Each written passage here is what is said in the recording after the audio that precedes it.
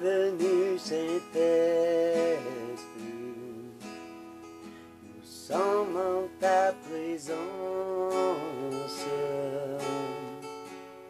remplis-nous de ta puissance,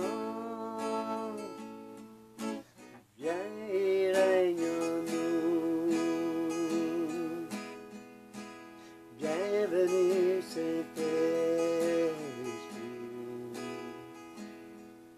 nous sommes en ta présence, remplis-nous de ta puissance, viens et règne en nous. Tu es cette vie sous cet sable, esprit de réconfort, viens et règne en nous. Bienvenue Saint-Esprit,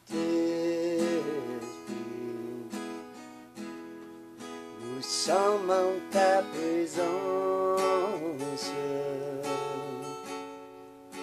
remplis-nous de ta puissance, viens et règne en nous. Tu es cette ville sous cet sable, esprit de réconfort, viens et règne en nous. Bienvenue Saint-Esprit, nous sommes en ta présence,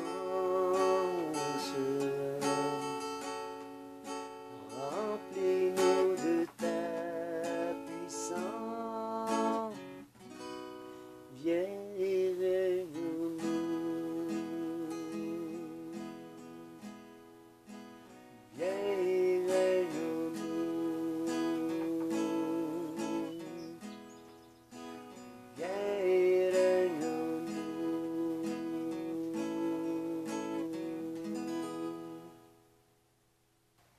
Amen. Amen. Si. Écoutez bien une minute, ça là, cette étude-là, là, je la relis parce qu'il faut la relire. Là, vous allez pouvoir l'écouter puis la réécouter. C'est votre décision. Mais c'est très important. Très, très, très, très important. De comprendre que Dieu nous déclare saints. C'est par amour qu'il fait ça. Et pour devenir saint, il faut que tu crois en Jésus-Christ. Tu donnes ta vie à Jésus-Christ. Première étape. Après ça, ben, c'est que Dieu attend une réponse de toi. Une réponse que, oui Seigneur, je m'offre en sacrifice vivant pour toi. Amen. Alléluia. Et le Saint-Esprit va faire l'œuvre en toi. Hein. Amen. Hein? Tu n'es pas tout seul. Amen. Ça, c'est bien important. Tu n'es pas tout seul. Tu as la parole de Dieu, tu as le Saint-Esprit en toi, tu as la prière, tu as la louange, tu as des frères et sœurs, tu as des pasteurs, tu as des gens qui enseignent. Tout est là pour t'équiper, pour la sainteté. Amen. Maintenant, la troisième étape de la sainteté. Tu peux arrêter là, mais C'est bon, continue. Et puis, gêne-toi pas, hein, like, tu peux nous liker. Ah oui. Moi, j'ai pas peur hein, des commentaires. Hein. Puis les commentaires, pour moi, même une critique, C'est bon. c'est pour s'améliorer. C'est ça. Ouais. Ça nous corrige. Si on veut quelque chose à nous corriger, moi, ça me dérange pas. Là. Moi, je suis là pour apprendre. Hein. Comme pour la parole de Dieu, je suis là pour apprendre. Je suis là pour être enseigné, pas juste enseigné, mais je suis là aussi pour rapporter la parole de Dieu à votre cœur. Amen. Parce que je vous aime. L'autre vous aime. Amen. Peu importe qui tu es, qui va écouter ça, on t'aime. On fait ça pour l'amour de On Dieu. est avec vous. Amen. Puis si tu ne connais pas le Seigneur, ben, c'est une bonne chose de commencer avec ça. Amen. Troisième étape de la sainteté. Cette dernière étape est celle à laquelle la plupart d'entre nous pensent quand il est question de la sainteté. Il s'agit d'un style de vie saint. Partout dans le monde, je trouve des hommes, des femmes dont le cœur se tourne vers le ciel, et même des enfants, hein, même des jeunes adolescents se tournent vraiment jeunes vers le Seigneur. Amen, vers le ciel. Ils désirent suivre Christ plus intensément. Mais j'ai du mal, n'importe où dans le monde, à rencontrer un grand nombre de ces hommes vivant des changements majeurs dans leur vie. Pourquoi? Là, on va emmener des petites réponses. Des réponses. Écoute, ouvre tes oreilles. Peut-être est-ce comme la croissance des fleurs. D'abord vient le bourgeon, ensuite les pétales. Le bourgeon pourrait représenter le désir pour Dieu et les pétales, l'obéissance vis-à-vis de Dieu. Oh! La gloire. Oh. On vient de dire un mot. Un gros mot? Un gros mot. Le bourgeon représente le désir pour Dieu et les pétales, l'obéissance vis-à-vis de Dieu. Je crois que c'est précisément ce qui arrive actuellement. C'est la raison principale qui explique pourquoi je suis tellement engagé dans ma vie et dans celle des autres, à tout faire pour nous amener plus loin jusqu'à cette cruciale troisième étape vers la sainteté. Si vous avez pris la décision de vous offrir vous-même à Dieu comme un sacrifice vivant, vous êtes alors en mesure d'atteindre le prochain palier, la sainteté personnelle dans votre style de vie. Parce que ça vient de l'intérieur, hein, vers l'extérieur. Puis le Saint-Esprit va t'enseigner des choses. Hein. Tout pour plaire à Dieu. Hein. Fait qu'il va t'enseigner qu'est-ce que Dieu aime. Amen. Puis qu'est-ce qu'il n'aime pas. Hein. Moi, il y a des choses que je sais que Dieu aime. La droiture, la justice, la sainteté, la fidélité. Dans le comportement aussi. Tu sais, ta bouche, là, on en a parlé, hein. Ta bouche, là, attention, il n'aime pas la colère, il n'aime pas la minosité, il n'aime pas que tu juges tout le monde. Il y a plein d'affaires comme ça qu'on apprend. Hein? Puis il faut apprendre la parole de Dieu. Nous, même dans notre comportement, dans notre conduite, comment marcher. Tu sais, parce que tu es l'image, tu es le flambeau de Dieu, tu es la gloire de Dieu dans ce monde. Il y a des gens qui te regardent, puis ils disent, non-chrétiens et chrétiens. Il y en a des chrétiens faibles, charnels, puis il y en a des chrétiens spirituels, plus centrés, plus, vraiment consacrés à Dieu. Ils te regardent. Ouais. Puis il y en a qui attendent juste que tu fasses un faux pas Ouais. pour te juger. Ouais, fais ça, tu laisses faire ça. Laisse faire ça. Faut vraiment aller Moi, dans je vais la te dire une chose, ne regarde pas cela. Je te dis juste ça, toi, garde les yeux fixés sur Jésus. Fais ta marche avec Dieu, avec le Saint-Esprit. Laisse faire les autres. Je te dis pas de mettre des œillères, là. Prends attention à l'ennemi autour de toi. Prends attention à l'ennemi qui vient sur toi. Et prends attention à l'ennemi qui est dans ton cœur. Faut pas oublier ça, hein. Puis dans nos les pensées. pensées, oui. Amen. Beaucoup dans les pensées. Puis ça, là, tout ton intérieur, ton extérieur va refléter ce qui est à l'intérieur. Hein. Même ton habillement, même tes paroles, tes gestes, comment tu regardes les autres. Tout ça, là, ça va changer en sainteté. Puis en puissance aussi. En puissance. Parce que la sainteté amène la puissance. Hein. Oh, il y a des bénédictions avec la sainteté. Très grandes bénédictions. Amen. OK, on y va. Où est-ce qu'on est rendu? Sainteté. OK. Je crois que c'est précisément ce qui arrive actuellement. C'est la raison principale qui explique pourquoi je suis tellement engagé dans ma vie et dans celle des autres. À tout faire pour nous amener plus loin jusqu'à cette cruciale troisième étape, vers la sainteté. On l'a lu. Amen. La sainteté personnelle dans votre style de vie. Ce que la Bible enseigne, 1 Pierre, Un Pierre. 1, 15 et 16. Non, commence à 13, 16. 13 à 16 encore. C'est pourquoi, saignez les reins de votre entendement, soyez sobre et ayez une entière espérance dans la grâce qui vous sera apportée lorsque Jésus-Christ apparaîtra. Comme des enfants obéissants, ne vous conformez pas aux convoitises que vous aviez autrefois quand vous étiez dans l'ignorance. Mais puisque celui qui vous a appelé est saint, vous aussi soyez saints dans toute votre conduite selon qu'il est écrit. 16, Bon, 16, oui. 16. Vous serez saints car je je suis suis saint. saint. Amen. C'est Dieu qui le déclare. Amen. Vous souvenez-vous de votre verset thème dans 1 Pierre 15, 16? eh bien, il est temps de le situer dans le contexte élargi de la Bible. Ça fait qu'on a tout lu On ça. vient de lire, oui. Amen. Vous souvenez-vous de ce verset au sujet d'un sacerdoce royal, une nation sainte et d'une race élue qu'on a lu aussi dans 1 Pierre? 13, 15, Ouais. 13 à 16. Alors, plaçons-le dans son contexte et lisons les deux versets qui suivent. Qui suivent Tu 17, vois, non, 1 Pierre 2, 1 Pierre 2. 11 et 12.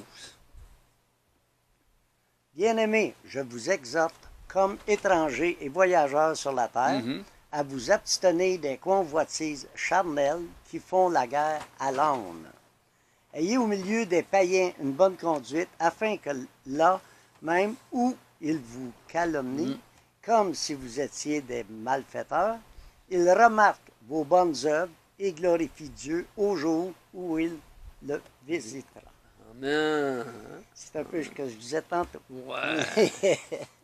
Il est impossible de Soyez l'éviter, mon cher compagnon dans la foi.